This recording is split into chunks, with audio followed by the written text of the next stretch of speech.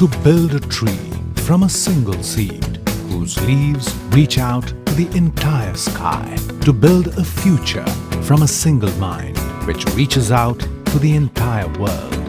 At Indus International University, programs offered are BTech, BCA, MCA, BCA MCA Integrated, MSc in Maths and Physics, Certificate in Graphic Design with BCA, MCA and BTech CSC, BSc in Hospitality Management, Bachelor's in Business Studies with Advanced Diploma in Banking, Diploma in Insurance Studies, Diploma in Total Quality Management, Certificate in Logistics Management, Certificate in Import and Export, Bachelor's of Commerce with Special Track in Accounting, MBA, MBA Executive, MA English, MPhil English.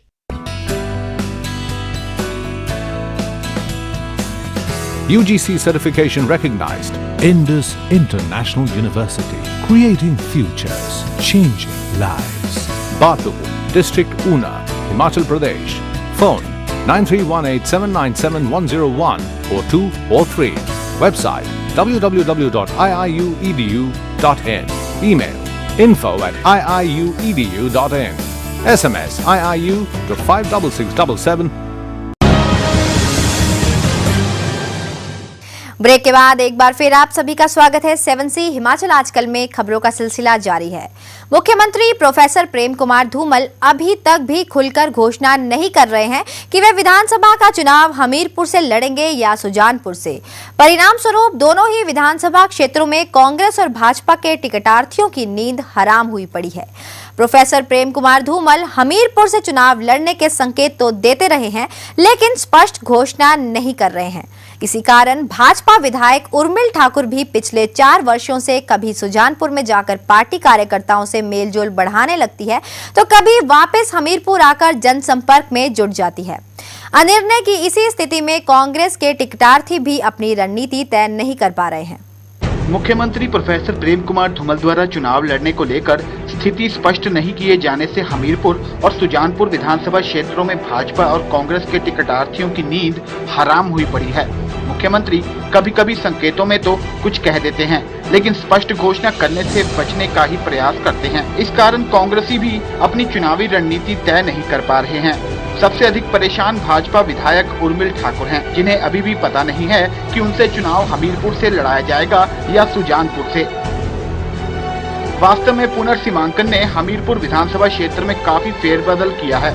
मुख्यमंत्री प्रेम कुमार धूमल के चुनाव क्षेत्र बमसन का काफी भाग हमीरपुर में शामिल हुआ है, तो कुछ भाग नए बने विधानसभा क्षेत्र सुजानपुर में गया है। इससे भाजपा और कांग्रेस दोनों ही दलों के समीकरण गड़बड़ाए हुए हैं। हमीरपुर विधानसभा क्षेत्र में कांग्रेस टिकट के अनेक दावेदार हैं। बमसन में प्रेम कुमार धूमल के साथ मुकाबला करते रहे पूर्व विधायक कुलदीप पठानिया का घर भी अब हमीरपुर में आ गया है, जिस कारण वे अब यहीं से कांग्रेस टिकट की दावेदारी जता रहे हैं। उनके अतिरिक्त पंचायती राज प्रकोष्ठ के अध्यक्ष रंजीत सिंह वर्मा, कांग्रेस जिला अध्यक्ष सुनील शर्मा और संसदीय चुनाव में पार्टी के उम्मीदवार रहे नरेंद्र ठाकुर भी यहाँ से टिकट के प्रबल दावेदार हैं। पिछले विधानसभा चुनाव में अनीता वर्मा कांग्रेस की प्रत्याशी थी, जिन्हें भाजपा की उर्मिल ठाकुर ने 6,500 वोटों से पराजित किया था। इस बार अनीता वर्मा सुजानपुर से चुनाव लड़ने की तैयारी कर रही हैं। मुख्यमंत्री प्रेम कुमार धूमल ने गत दिवस भोरंज में मीडिया के सामने एक बार फिर हमीरपुर से चुनाव लड़ने का संकेत दिया, लेकिन उसके तुरंत बाद ही वे यह कहते हुए पलट भी गए कि वे किसी भी हलके से चुनाव लड़ सकते हैं और इसका फैसला हाईकमान ही करेगा।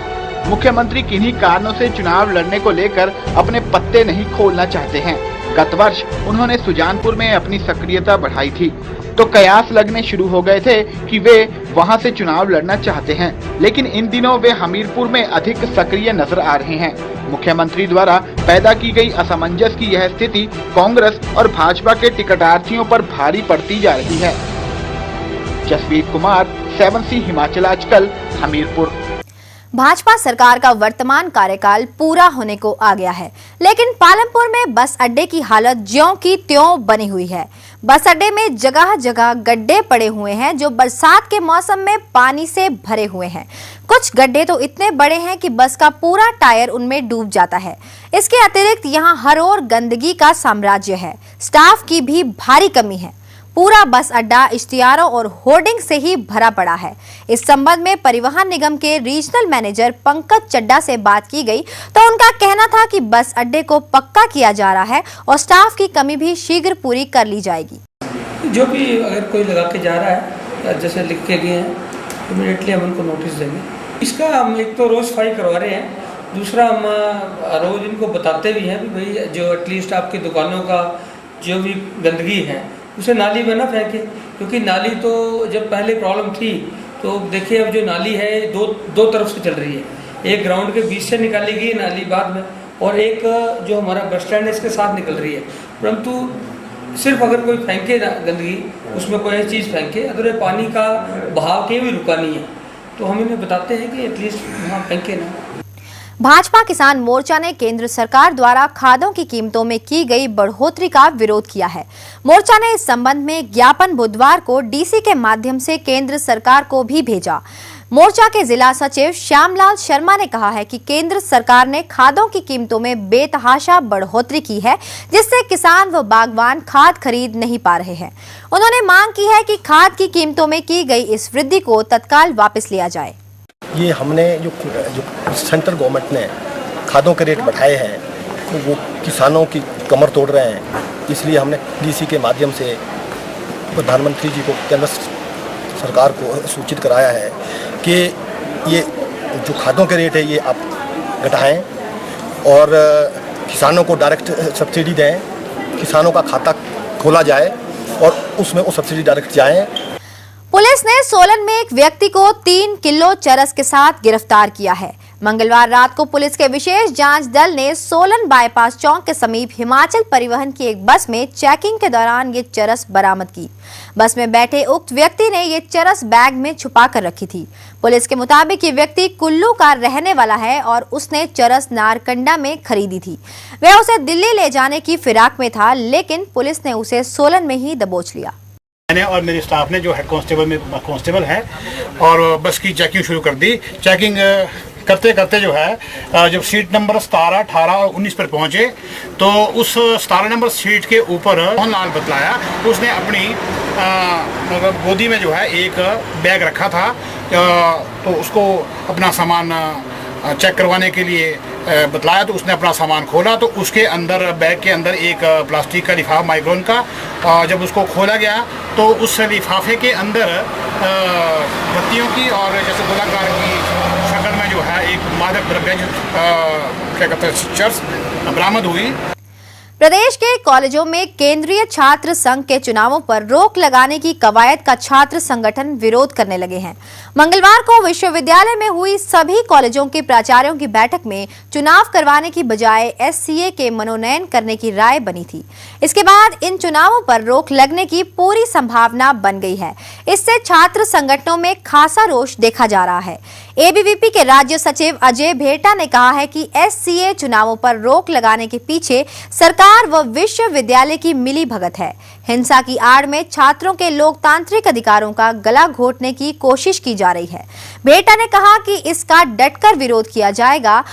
जिस तरह विश्वविद्यालय प्रशासन और सरकार की जो एक अनुशंसा है, जिसमें सीधे तौर पे एक छात्रों के अधिकारों पे एक रोक लगाने का एक जो प्रयास किया जा रहा है। विद्यार्थी परिषद आज पूरे प्रदेश के अंदर सभी महाविद्यालयों में ऐसे लगभग 10,000 छात्रों का आज प्रदर्शन पूरे प्रदेश भर में कर रही है। छात्र संघ चुनाव को बंद करने की पहल अगर सरकार और प्रशासन की तरफ से की जाती है तो आने वाले समय में विद्यार्थी परिषद केवल मात्र प्रशासन, विश्वविद्यालय प्रशासन के अगेंस्ट ही नहीं, सरकार के विरुद्ध भी पूरे प्रदेश भर में सड़कों पर उतरेगी। और अब बात करते हैं अभिनय कार्यशाला की। शिमला में गेटी थिएटर में आयोजित की जा रही अभिनय कार्यशाला में प्रवेश शुल्क लिए जाने से वरिष्ठ रंगकर्मी खासे नाराज हैं। ये कार्यशाला सिने अभिनेता अनुपम खेर के एक्टिंग स्कूल, एक्टर प्रिपेयर्स और भाषा एवं संस्कृति विभाग द्वारा संयुक्त रूप से आयोजित की जा रही है। 25 दिवसीय इस कार्यशाला के लिए प्रतिभागियों से 5,000 रुपए का प्रवेश शुल्क लिया जा रहा है। वरिष्ठ रंगकर्मियों का आरोप है कि इसके लिए उनसे भी शुल्क लिया जा रहा है, जबकि वह 15 से 20 सालों से रंगमंच से जुड़े हुए हैं। उन्होंने ये भी आरोप लगाया कि भाषा एवं संस्कृति विभाग इस कार्यशाला के लिए लाखों का पैसा खर्च कर रहा है, जबकि स्थानीय रंगकर्मियों की विभाग कोई भी मदद नहीं कर रहा। हमें ऐसी कोई इंटीमेशन नहीं दी है कि हम लोगों को फेथ में जब उन्होंने पहली इंटीमेशन दी थी उसमें उन्होंने कहा था कि हम लोग मिलकर अनुपम जी के साथ एमओयू साइन कर रहे हैं, हम एक हिमाचली रंगमंच को, शिमला के रंगमंच को बहुत आगे ले जाना चाहते हैं। लेकिन सारी परिस्थितियां जो है हम लोग किसी पे आरोप नहीं लगा रहे और ना ही हमारा कोई ऐसा मंतव्य है कि शायद इस वर्कशॉप के लिए विभाग जो है बहुत मतलब लाखों रुपया खर्च कर रहा है, 5.5-4 लाख रुपए सुनने में आया है जो विभाग दे रहा है। उसके अलावा अगर 40 स्टूडेंट है तो मतलब तकरीबन 7 लाख का मतलब 5 लाख रुपये फीस भी लेते हैं। लेकिन मैं फिर से बोल रहा हूँ कि हम लोगों का मतलब ये नहीं है कि हम लोग उनको क्रिटिसाइज कर रहे हैं। विद वो मीडिया के बहुत अच्छे हो हैं, लेकिन सवाल ये है कि वो हिमाचल को क्या दे। युवा हिंदू कल्याण परिषद ने जन्माष्टमी के उपलक्ष्य में ऊना में भव्य शोभा यात्रा निकाली, जिसमें हजारों की संख्या में लोगों ने भाग लिया। शोभा यात्रा का नेतृत्व राष्ट्रीय संत बाबा बालजी महाराज ने किया। शोभा यात्रा में कृष्ण जन्माष्टमी से संबंधित अनेक आकर्षक झांकियों ने लोगों का मन मोह लिया। झांकियां भजन कीर्तन के साथ आगे बढ़ रही थी। युवा हिंदू परिषद के प्रवक्ता शिव आंगरा ने बताया कि शोभा यात्रा के प्रति स्थानीय लोगों में भारी उत्साह था। जन्माष्टमी के उपलक्ष्य में आज भव्य शोभा यात्रा का आयोजन किया गया। राष्ट्रीय संत बाबा बालजी महाराज के नेतृत्व में आज विशाल शोभा यात्रा निकाली गई। इसके बाद कल को जन्माष्टमी के उपलक्ष्य में हमारा 2 दिन का महासम्मेलन होगा। श्री कृष्ण जी का जन्म उत्सव बड़े धूमधाम से मना रहे हैं। खबरों के इस सफर को यहां पर रोकते हुए अब आपको दिखाते हैं पहाड़ी गीत की एक झलक। डूबी डूबी नदियां बड़ी तेज धारा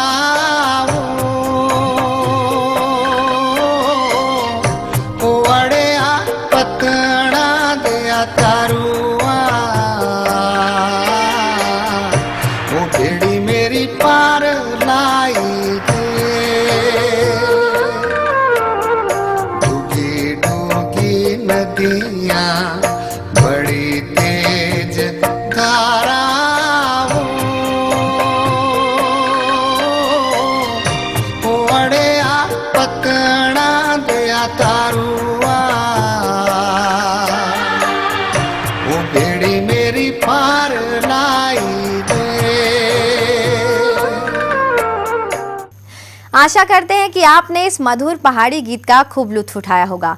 और अब जाते जाते एक बार फिर नजर डाल लेते हैं अब तक की मुख्य सुर्खियों पर। मुख्यमंत्री प्रेम कुमार धूमल ने मंडी में किए विभिन्न उद्घाटन व शिलान्यास।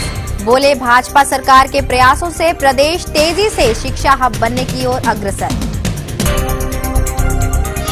रामपुर में हिमाचल लोक मोर्चा ने भाजपा व कांग्रेस पर बोला हमला। कहा दोनों पार्टियों ने रामपुर को हमेशा किया नजरअंदाज। आगामी विधानसभा चुनाव के मद्देनजर प्रदेश में तैयारियां शुरू। विशेषज्ञों की टीम ने ईवीएम की चेकिंग का काम किया शुरू। हमीरपुर विधानसभा क्षेत्र में बदल सकते हैं राजनीतिक समीकरण। चुनाव लड़ने को लेकर मुख्यमंत्री द्वारा पत्ते न खोलने से कांग्रेस व भाजपा के टिकटार्थियों की नींद हुई हराम। देवभूमि हिमाचल प्रदेश की ताजा तरीन खबरों को देखने के लिए हर रोज देखते रहिए इसी समय पर 7C हिमाचल आजकल। फिलहाल इस बुलेटिन में बस इतना ही। अब मुझे यानी कि दीक्षा कोहली को दीजिए इजाजत।